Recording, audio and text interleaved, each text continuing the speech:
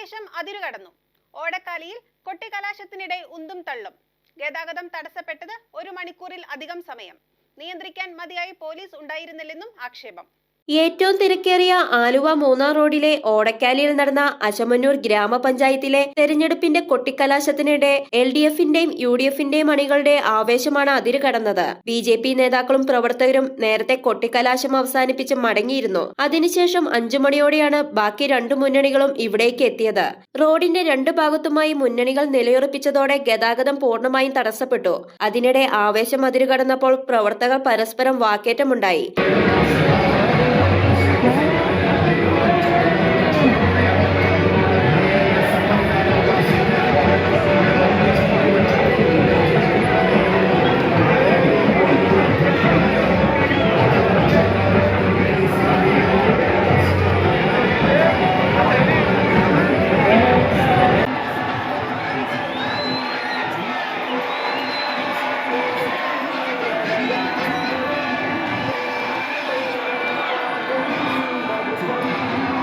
ഇത് സംഘർഷത്തിന്റെ വക്കിലെത്തിയെങ്കിലും നേതാക്കൾ ഇടപെട്ട് ശാന്തമാക്കി. നിയന്ത്രിക്കാൻ മതിയായ പോലീസ് ഇല്ലായിരുന്നു എന്ന ആക്ഷേപവും ശക്തമാണ്. 1 മണിക്കൂറോളം സമയം വാഹനങ്ങൾ ഇവിടെ കുരുങ്ങിക്കിടന്നു. അതിനിടെ വന്ന ആംബുലൻസ് കടത്തിവിടാൻ നന്നേ പാടുപെടേണ്ടി വന്നു. 6 മണിക്ക് ശേഷം കൊട്ടിക്കലാശം അവസാനിപ്പിച്ച് പ്രവർത്തകർ പിരിഞ്ഞു പോയതോടെയാണ് ഇവിടെ ഗതാഗതം പഴയ പടിയിലായത്. News desk, media city, Perumbavoor.